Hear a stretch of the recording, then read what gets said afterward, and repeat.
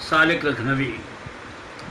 رہے شوق میں یہی حال تھا، رہے شوق میں یہی حال ہے، پس کارواں کبھی رہ گئے، کبھی منزلوں سے نکل گئے۔ افسانہ قمار باز، مصنف سالک لکھنوی۔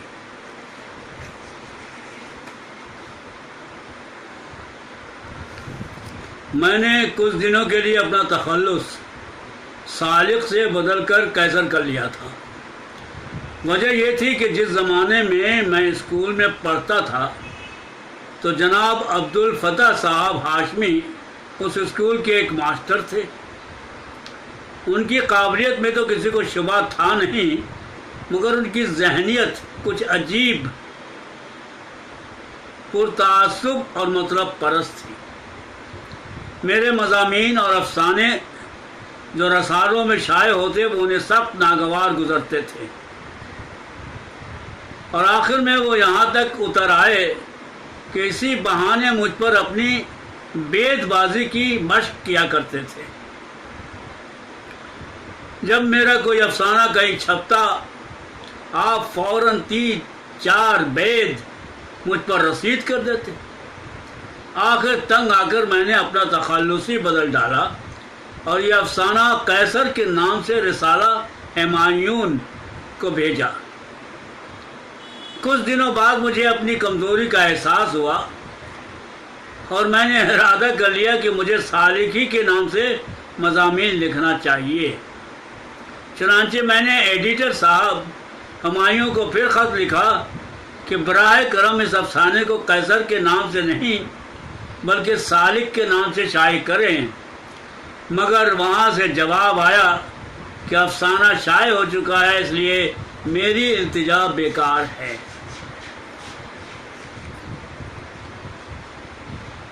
سامنے نوٹوں کا بنڈل پڑا تھا۔ جان نے چپکے سے اپنے پیروں کے نیچے دبا لیا اور پھر پیر کھجانے کے بہانے جھک کر نوٹ جیب کے حوالہ کر دیا۔ وہ مشہور جواری تھا۔ سڑک کی لالٹین کے قریب پہنچ کر اس نے نوٹ گنے، 5-5 کے 20 نوٹ، کل 100 روپیہ۔ وہ مسکرا کر آگے بڑھ گیا۔ ایک بند مکان کے قریب پہنچ کر وہ رکا اور پھر سب کی نظر بچا کر چپکے سے مکان میں داخل ہو گیا۔ یہ ایک مشہور قمار خانہ تھا۔ یہاں رنگ برنگ کے آدمی تاش کھیلنے میں مشغول تھے۔ اس نے ایک اچٹتی ہوئی نگاہ سب پر ڈالی۔ کسی کا چہرہ خوشی سے جگمگا رہا اور کسی پر مایوسی کے تاریک بادل چھائے ہوئے تھے، وہ بھی ان میں شریک ہو گیا۔ اس نے بازیاں لگانا شروع کی اور 10-10 کے 10 گاؤں ہارنے کے بعد وہ مکان سے باہر آ گیا۔ اسے کسی قدر افسوس تھا، اور جب وہ سڑک پر پہنچا جہاں اسے نوٹ ملے تھے تو اسے سخت تعجب ہوا کہ ایک 20-22 برس کی لڑکی چاروں طرف کچھ ڈھونڈ رہی ہے۔ جان نے اپنے دل میں ایک ہلکی سی خلش محسوس کی۔ آپ کیا ڈھونڈ رہی ہیں؟ اس نے زبردستی مسکراتے ہوئے پوچھا۔ جی، میں نے 100 روپیہ کی چیک بنائی تھی، مگر بینک سے کچھ ہی دور گئی ہوں کہ معلومہ کے نوٹوں کا بنڈل کہیں گر گیا، میں وہی ڈھونڈ رہی ہوں۔ جان نے ادھر ادھر دیکھتے ہوئے کہا، تو تم نوٹ ڈھونڈ رہی ہو؟ 100 روپیہ کا نوٹ؟ اچھا، اگر میں بتا دوں؟ لڑکی جلدی سے چلا اٹھی۔ تم کو معلوم ہے؟ تو بتاؤ مجھے، کہاں ہے وہ نوٹ؟ اچھا ہوا کہیں کسی اور کے پلے پڑتے تو غضبی ہو جاتا، وہ لے کے غائب ہو جاتا اور میں ہاتھ ملتی رہ جاتی۔ جان نے رک رک کر کہا، مگر وہ نوٹ اب میرے پاس کہاں؟ کیا کیا؟ جان نے صاف صاف کہا، وہ نوٹ اب میرے پاس نہیں ہے۔ لڑکی کو غصہ آ گیا۔ کیا کہا تم نے؟ نوٹ اب نہیں ہے؟ تو پھر گئے کہاں؟ میں ہار گیا۔ ہیں؟ ہار گئے؟ کیا زیادہ پی گئے ہو؟ کیسے ہار گئے اور کیوں ہار گئے؟ کیا حق تھا تم کو ہارنے کا؟ بولو۔ جان نے پروقار آواز میں جواب دیا، معاف کیجیے گا خاتون، زندگی کا نام ہار جیت اور ہار جیت کے جوار بھاٹے کا نام زندگی۔ یہ دنیا اور اس دنیا کی کل کائنات ہار جیت کے فیض سے قائم ہے۔ کل کیا ہوگا کون جانتا ہے؟ اور پھر عورت نے ڈانٹ کر کہا، چپ، کیا بکتا ہے؟ سیدھی طرح سے نوٹ حوالے کرو ورنہ بلاتی ہو پولیس کو، دغاباز کا بچہ۔ ان باتوں سے فائدہ؟ پولیس کے ذریعہ تمہارے ہاتھوں خاک بھی کچھ نہ آئے گا۔ اس سے بہتر ہے کہ جو میں کہوں وہ کرو۔ اچھا کہو، کیا کہتے ہو؟ میرے پاس بیکار باتوں کا وقت نہیں ہے۔ تم نے سچ کہا، وقت کم وقت بھی بڑا قمار باز ہے۔ ہاں، تو میں ایک شریف کا بیٹا ہوں، میرے پاس ابھی کچھ دولت ہے، بالکل فقیر نہیں ہوں۔ انسانی زندگی کی ہر چیز جوا ہے۔ میں ابھی تھوڑی دیر پہلے تاش کھیل رہا تھا، مگر قسمت بری طرح کہ سو تمہارے اور 20 اپنے بھی ہار گیا۔ عورت بات کاٹ کر بولی، خاموش بدماش چور۔ اور غصہ اور نا امیدی سے کانپنے لگی۔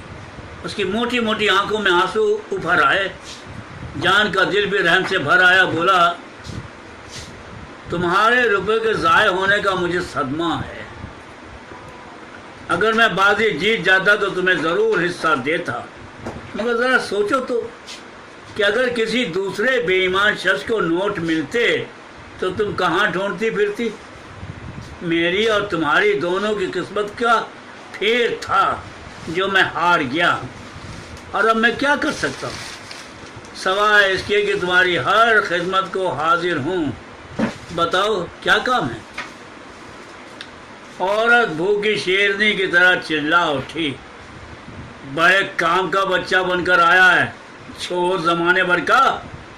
روپیہ سے نا امیدی نے اسے بے تاب کر دیا تھا۔ جو جی چاہے کہو، میں جوا کھیلنا نہیں چھوڑ سکتا۔ دنیا کی زندگی، موت، طرز معاشرت، کھانا پینا، اٹھنا بیٹھنا، بس ہر بات میں جوا ہی جوا نظر آتا ہے۔ اس لیے میرا مذہب بھی جوا ہے۔ میں تمہارے 100 روپیہ کے لیے سیدھی راہ نہیں چھوڑ سکتا۔ یہ اور بات تھی کہ اس وقت میں ہار گیا۔ اگر اب بھی میرے پاس کچھ دام ہوتے تو جھٹ جا کر جوا کھیلتا اور جیت لاتا۔ عورت کچھ نہ بولی، خاموشی سے اس کی باتیں سمجھنے کی کوشش کرتی رہی۔ جان بولا، تم شاید سمجھی نہیں، میرا مطلب ہے کہ جوا میں کبھی انسان ہارتا ہے اور کبھی جیتتا ہے، بار بار تھوڑے ہی ہار سکتا ہے۔ میں خود ابھی ایک پل میں 1000 روپیہ جیت سکتا ہوں۔ تمہارے پاس 10 روپے تو ضرور ہوں گے، یعنی تم اگر 10 روپے مجھے اور دے دو تبھی تمہارا ہارا ہوا مال واپس ہو سکتا ہے۔ سمجھ گئی تم؟ عورت بولی، بے شرم، 100 کو تو جہنم میں جھونکایا اور اب 10 میں اور آگ لگانا چاہتا ہے۔ دور ہو پاجی کہیں کا۔ جی قسم ہے کہ آپ کے روپے برباد نہ ہوں گے۔ رہی ہار جیت تو وہ ہوتی ہی رہتی ہے، کبھی ہم جیتے کبھی وہ۔ ہاں تو پھر لائیے 10 روپے، ابھی آپ کے روپے واپس آ جائیں گے اور آپ کو صرف گھنٹہ بھر انتظار کرنا پڑے گا۔ اچھا ہو اگر آپ اس ہوٹل میں انتظار کریں، اس سامنے والے ریسٹورنٹ میں۔ عورت کو کچھ یقین ہو چلا تھا، چپکی کھڑی رہی، پھر دھیمی آواز میں بولی، اور تم میرے پاس واپس آؤ گے نا؟ ضرور، جواری کبھی جھوٹ نہیں بولتا۔ عورت پھر پس و پیش میں پڑ گئی۔ روپیہ دے یا نہ دے، ایسے شخص کا کیا اعتبار جو دوسروں کے روپے سے جوا کھیلتا پھرے، مگر معلوم تو کچھ شریف سا ہوتا ہے۔ جہاں 100 گئے وہاں 10 اور صحیح، اگر جیت لایا تو آنسو پوچھ جائیں گے۔ جان بولا، دیکھیے آپ کے روپے کا مجھے بہت افسوس ہے کہ بیکار ہار گیا، اسی وجہ سے چاہتا ہوں کہ جاؤں اور جیت لاؤں، ورنہ مجھے اس وقت خود فرصت نہ تھی جو کہیں آتا جاتا، مگر کیا کروں، صرف آپ کے نوٹوں کا خیال ہے جو پھر کباڑ خانہ جا رہا ہوں۔ اچھا تو پھر جلدی کیجیے۔ عورت نے 10 کا نوٹ نکالا اور جان کے ہاتھ پر دے مارا۔ لے بھائی، تیرا ایمان جانے، میں سامنے ریسٹوران میں بیٹھی ہوں، اگر گھنٹہ بھر نہ آیا تو پھر پولیس کو خبر کر دوں گی، سمجھ گئے؟ ہاں، اپنا نام تو بتاؤ۔ میرا نام ہے مسٹر جان، 12 ویسٹرن روڈ۔ اور وہ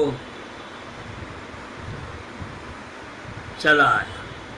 1 2 3 جان نے جاتے ہی 10-12 داؤں جیت لیے اور دم بھر میں اس کے پاس 800 کی رقم ہو گئی۔ تمام کھلاڑیوں نے اس کی خوب پیٹھ ٹھونکی اور وہ اٹھ کھڑا ہوا۔ اسے ڈر تھا کہ اگر پھر ہار گیا تو۔ عورت ریسٹوران میں کافی پی رہی تھی کہ جان نے پہنچ کر کہا، لو دیکھو جیت لایا۔ میں نہ کہتا تھا کہ دنیا کی ہر شے میں جوا ہے اور دنیا کی ہر شے جواری۔ عورت حیران رہ گئی۔ جیت لائے؟ خوب جیت لائے، میں تو نا امید ہو چکی تھی۔ اچھا ہوا، لاؤ۔ وہ جان نے 800 روپے کے نوٹ اس کے ہاتھ پر رکھ دیے۔ خاتون معاف کرنا، میں نے تمہیں بڑی تکلیف دی، اب یہ سب تمہارے ہیں۔ عورت کو یقین نہ آیا، سب میرے ہیں اور تم کچھ نہ لوگے؟ مسکرا کر جوا کیوں کر کھیلو گے؟ نہیں، میں 1 پائی بھی نہ لوں گا۔ روپے تمہارے تھے، اگر ہار جاتا تو کیا کرتی تم؟ عورت نے مارے خوشی کے دیوانی ہو گئی۔ بھائی واہ، تم بڑے اچھے آدمی ہو، میری پہلی باتوں کو معاف کر دینا۔ 10 روپے میں 800، بھائی واہ۔ جان نے جواب دیا، یہی تو جوئے میں مزہ ہے، دم بھر میں امیر غریب ہو جاتا ہے اور غریب امیر۔ یہ جوئے کی گردش ہے اور اسی گردش کا اصل نام ہے قسمت کا کھیل۔ عورت خاموشی سے کافی پیتی رہی، اس کے دماغ میں طرح طرح کے خیالات آتے رہے اور پھر چہرے سے لالچ ٹپکنے لگا تھا۔ گلوگیر آواز میں بولی، تو لو یہ روپیہ، پھر جا کر کھیلو، کل 1000 مجھے دے دینا اور باقی سب تمہارا، میں یہیں بیٹھی ہوں، جاؤ، سمجھ گئے؟ جان نے رک کر کہا، اچھی بات ہے، جو ہوگا دیکھا جائے گا۔ عورت نے دوبارہ کافی کا آرڈر دیا اور دیر تک پیالی سے نکلتی ہوئی بھاپ پر نظر جمائے رہی۔ اس کی نگاہوں کے سامنے پیالی کی بھاپ سے ہزاروں روپے کے نوٹ بن کر میز پر جمع ہو رہے تھے۔ اس نے سوچا، ایسا شریف، نیک، ایماندار شخص میں نے اپنی زندگی میں کبھی نہیں دیکھا تھا۔ وہ کسی قدر خوبصورت بھی تو تھا۔ اس نے کافی کی پیالی اٹھائی اور پھر رکھ دی، پھر اٹھائی اور پھر رکھ دی۔ اب کافی ختم ہو چکی تھی کہ ایک لڑکا اس کی میز کے قریب آ کر رک گیا۔ کیا آپ ہی کا نام